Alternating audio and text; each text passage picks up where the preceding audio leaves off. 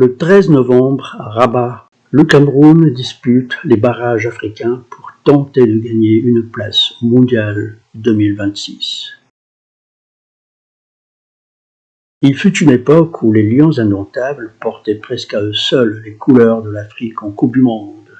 L'époque où le continent avait à peine 2 places à réserver. Et là, le Cameroun était souvent de la partie, et souvent, il faisait la fierté de toute l'Afrique.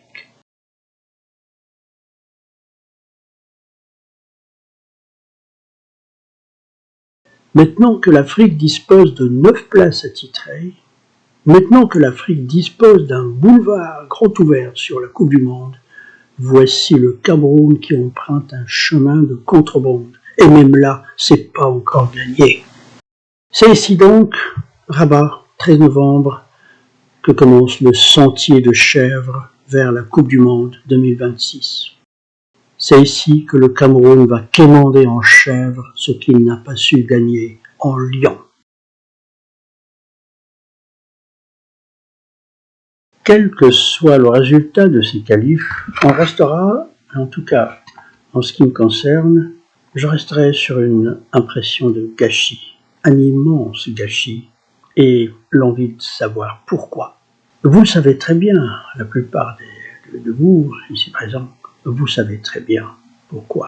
Mais votre modeste narrateur vous propose un regard différent sur la question. Je vous propose ma vision de préparateur mental sur la déchéance d'un grand du foot africain. Comment les lions deviennent des chèvres? Comment, pourquoi et aussi qui?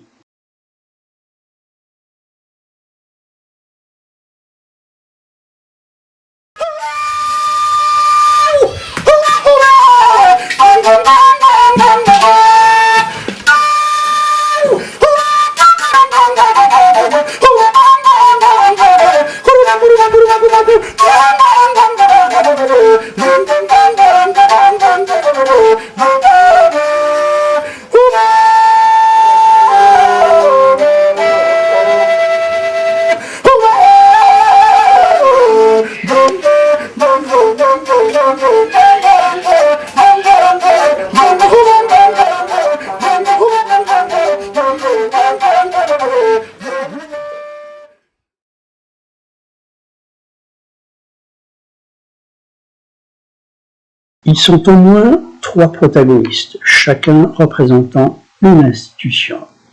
Et ils étaient tous les 3 en poste au mois d'avril 2024. On peut donc considérer que c'est le point de départ de la contre-collaboration à 3 et qui perdure encore. Hélas pour le malheur du football camerounais. Il y a d'abord le ministère camerounais du sport, en la personne de son conseiller technique, Cyril Tolo.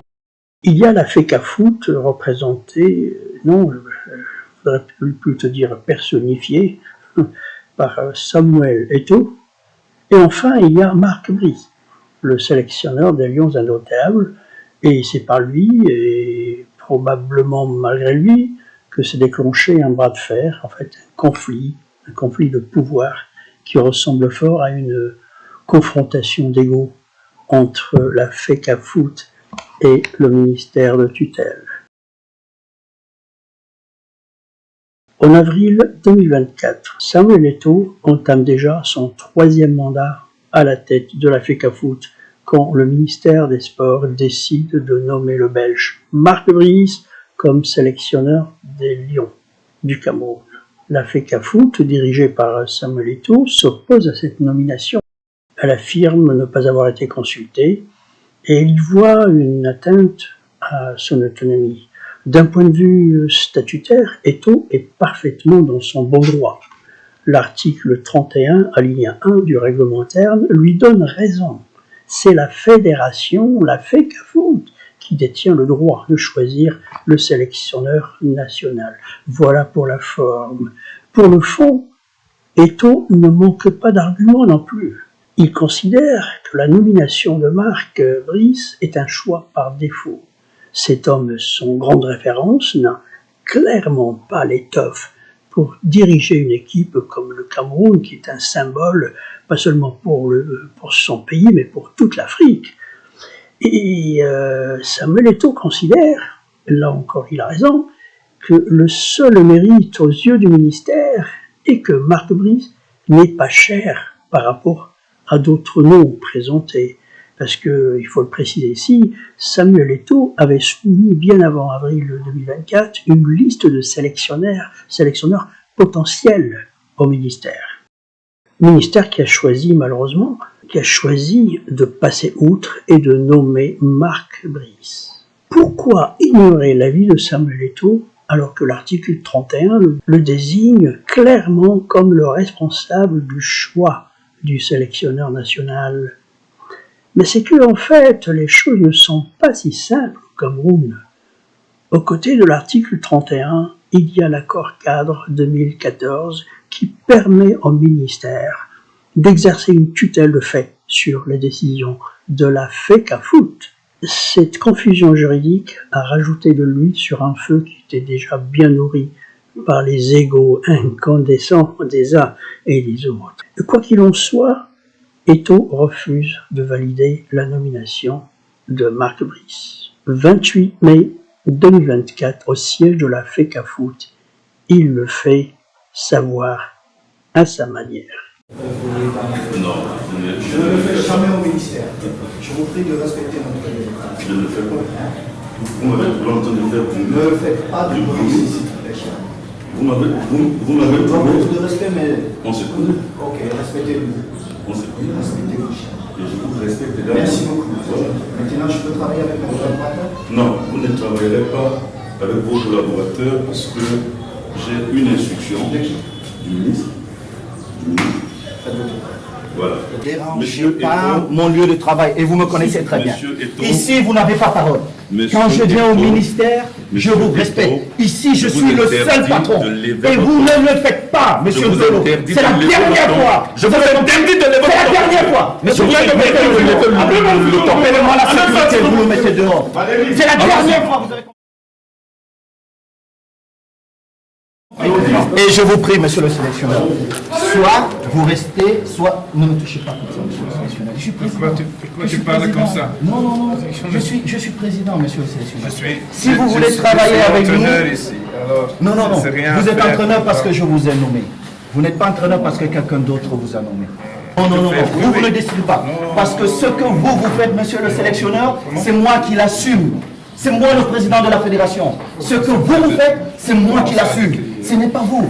Dans votre pays, je ne le fais pas. Et vous ne me parlez pas comme ça, monsieur le sélectionneur. N'oubliez pas, en tant que footballeur, vous ne pouvez jamais me parler. Donc maintenant, je suis le président. Vous ne me parlez pas comme ça. D'accord? Vous vous asseyez et on travaille. Arrêtez un peu ce bordel. Il est temps d'arrêter ce bordel. Mais c'est pas possible. Mais vous pensez que vous êtes dans quel pays, monsieur? Vous pensez que je peux faire ça en Belgique? Vous pensez que je peux faire ça en Belgique, monsieur le sélectionneur? Alors, mais comment vous pouvez faire ça au Cameroun? Jamais entraîneur. Hein? J'ai été entraîneur. Pour 3 semaines. Oui, et j'ai été très très grand joueur. Très très grand joueur. Non, non. Beaucoup, beaucoup. Merci beaucoup. Et si vous traversez, vous ne reviendrez plus. Directeur, convoquez mon comité exécutif.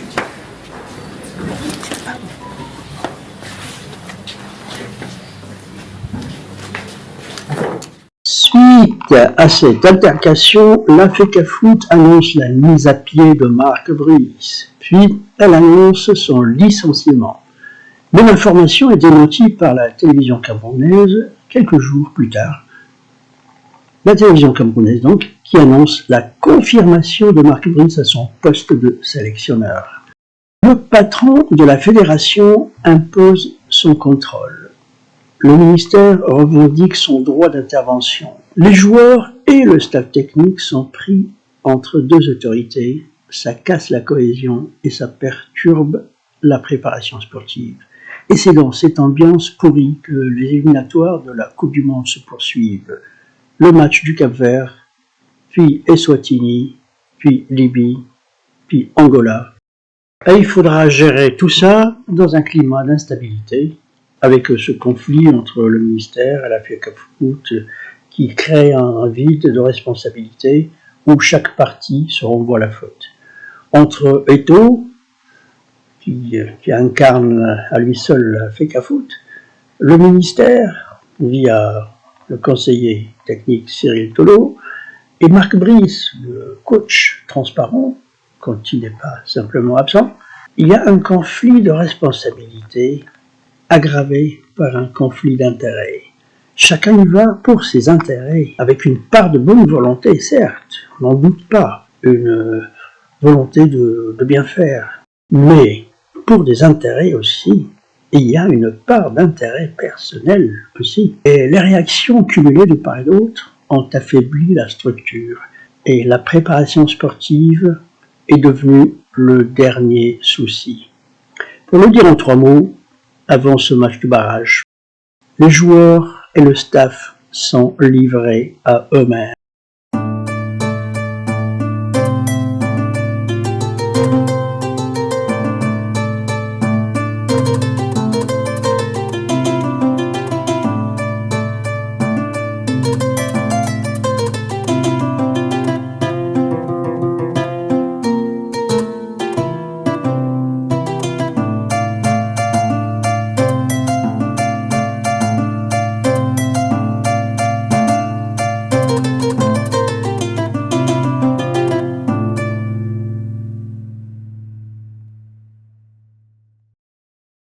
Vous faites un peu ce que vous voulez, coach. Depuis que vous avez pris la tête de l'équipe nationale du Cameroun, dans vos matchs, difficilement on gagne à l'extérieur, notamment le Kenya, les Swatini. Aujourd'hui, on n'arrive pas à se qualifier. Au niveau des rapports généraux que vous avez avec les partis, vous avez plusieurs fois pointé la FECAFOOT du dos. Est-ce que vous estimez aujourd'hui, pour un entraîneur que vous êtes, se mettre à dos votre fédération qui est censée être votre employeur, ou est-ce que vous avez vu un entraîneur se mettre sa fédération à dos? Et deuxième question, pour revenir à ce qu'il a dit tout à l'heure, puisque vous ne voulez pas répondre, quand vous avez envoyé votre lettre de démission dernièrement au président de la FECAFOOT, est-ce que vous ne pensez pas que c'est le moment de respecter cette lettre de démission? La voix de sans-voix. Est-ce que je peux répondre combien de matchs j'étais coach ici de Cameroun? Combien de matchs?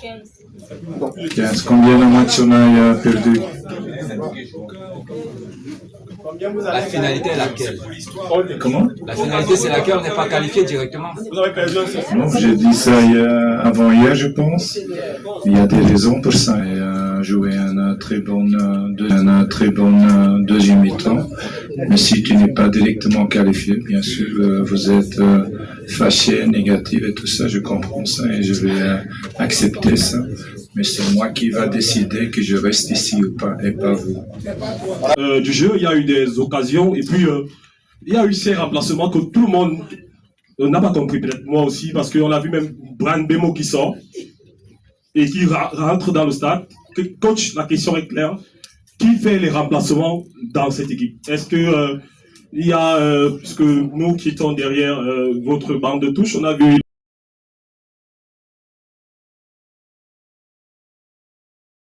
Personne n'a sa place assurée dans cette équipe. Vous devez faire votre job. Celui qui veut venir porter le maillot du Cameroun, il fait son job quand il est dans cette équipe. Sinon, il ne vient pas et je serai content. Je jouerai avec des enfants. J'ai été assis là 26 ans comme vous. Je sais ce que vous pensez. Vous vous dites c'est un salaud, mais j'ai été le meilleur étant assis là. Le Cameroun, pour moi, il n'y a rien de plus beau. Il n'y a rien de plus beau. Je donnerai ma vie pour mon pays. Il n'y a rien de plus beau. J'ai une très grande estime de mon pays. Et je vais arriver là où je vais. Avec vous ou sans vous. Si vous voulez être dans ce voyage, vous devez vous bouger, les gars. Je vous dis. Parce que cette Coupe du Monde, ne soyez pas sûr que vous serez dans cette liste. Si c'est ce que j'ai vu aujourd'hui, vous ne serez pas dans cette liste. J'ai besoin de plus, les gars. J'ai besoin de beaucoup plus. Parce que moi, je rêve de gagner cette Coupe du Monde. Et tous les problèmes que j'ai connus comme joueur ne vont pas se répéter. Et mon premier choix, c'est d'avoir un groupe humainement bon. Celui qui veut venir ici, c'est selon les règles de la Fédération camerounaise de football. Donc moi, aujourd'hui, et je connais un peu le football, un peu, les gars, un peu. Eto'o rentrait dans le vestiaire avant le match et au repos, et il changeait l'équipe de A à Z. Les joueurs se sentaient tyrannisés, c'était une farce totale. Dans un tel environnement, il ne fallait pas attendre que le Cameroun réalise les performances qu'on attend de lui.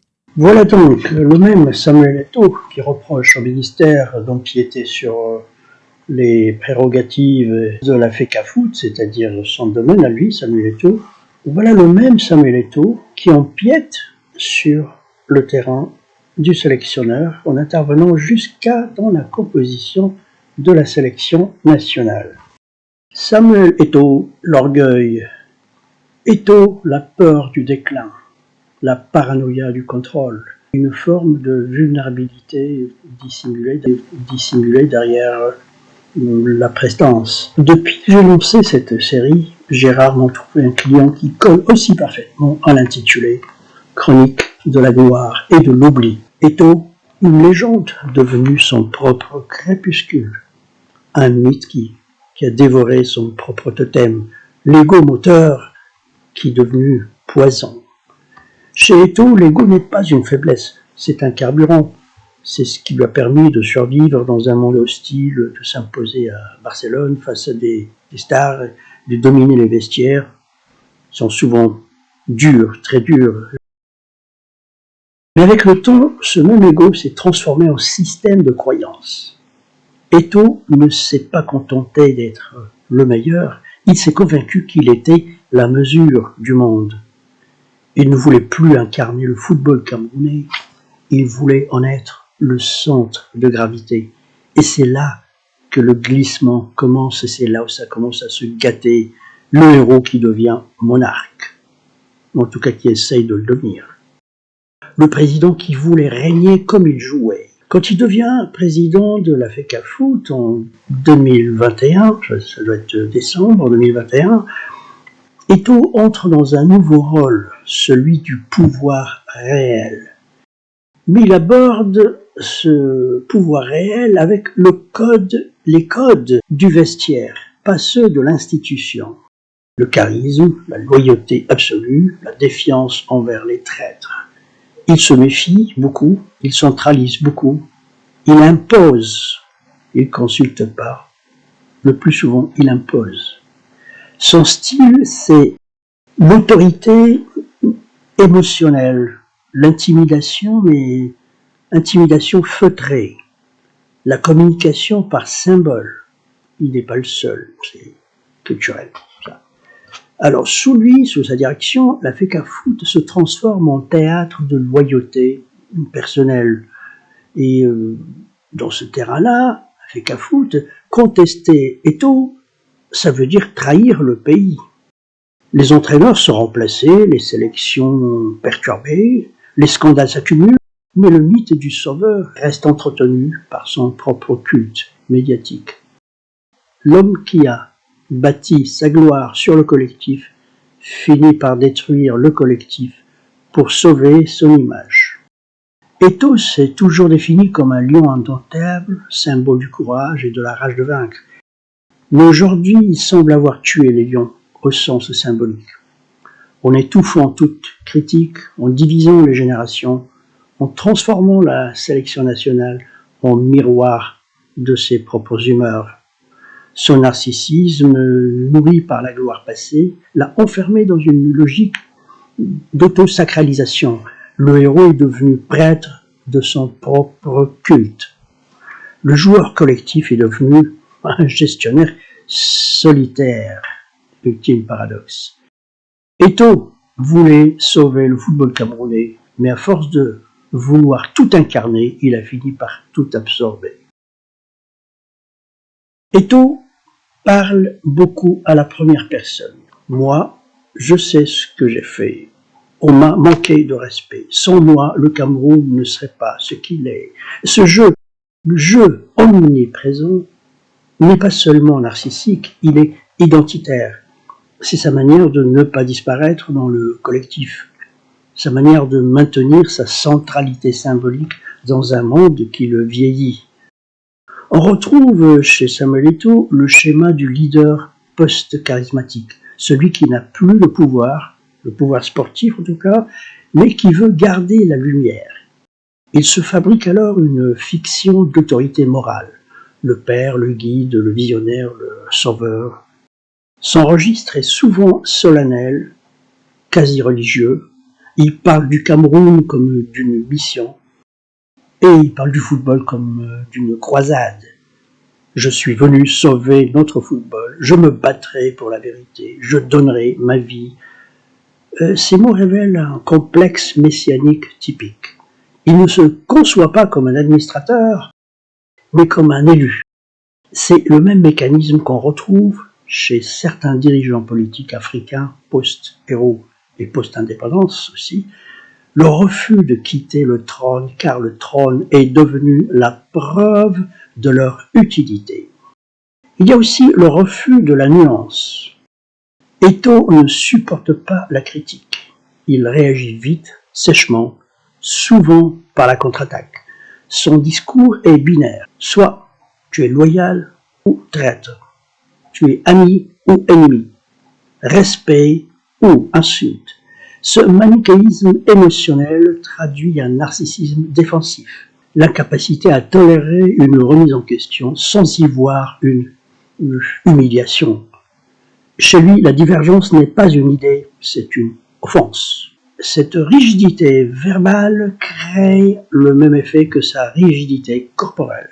Elle construit un mur de contrôle autour d'un ego fragile. Samuel Eto'o vit dans un corps tendu entre la gloire et la peur du déclin. Chaque mot, chaque regard, chaque geste vise à retarder l'instant où le mythe ne sera plus cru. Il n'est plus dans la conquête du pouvoir, mais dans la préservation du mythe. Son ego n'est pas de la vanité, c'est une armure contre la disparition. Eto'o se tient toujours droit, épaules légèrement rejetées en arrière, torse ouvert, une posture dominante qui vise à occuper l'espace. Ce n'est pas seulement une question de confiance, c'est une affirmation de territoire.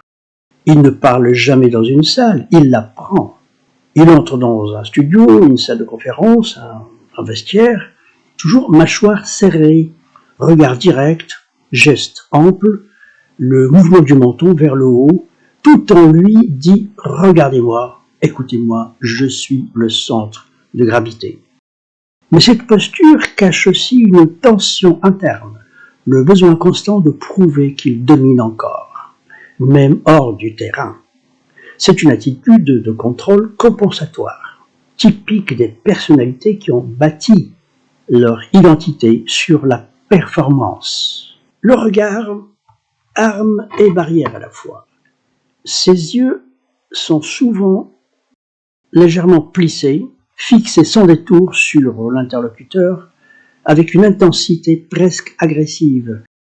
C'est un regard qui teste, qui juge, qui tient en respect. Quand il sourit, c'est un sourire contrôlé, rarement spontané. Un outil de gestion d'image, mais certainement pas une expression d'émotion. Ce regard perçant est typique d'un tempérament hyper vigilant. Eto'o ne se détend jamais totalement. Il observe, il évalue, il anticipe la critique. Il est dans une alerte narcissique permanente, prêt à défendre sa légitimité. Ses gestes sont précis, parfois brusques, toujours énergiques. Il désigne du doigt, frappe dans la main, pose la paume sur le torse, des gestes d'affirmation. Et il parle souvent debout, même quand l'interview permet de parler assis. C'est le signe d'un besoin de dominer la scène et de parler d'en haut. Mais cette virilité a quelque chose de théâtral. Elle peut trahir une inquiétude identitaire, le besoin de rester le lion, même hors du terrain, comme s'il craignait de redevenir Samuel tout court. Son corps continue de jouer un match invisible, celui du maintien de son mythe.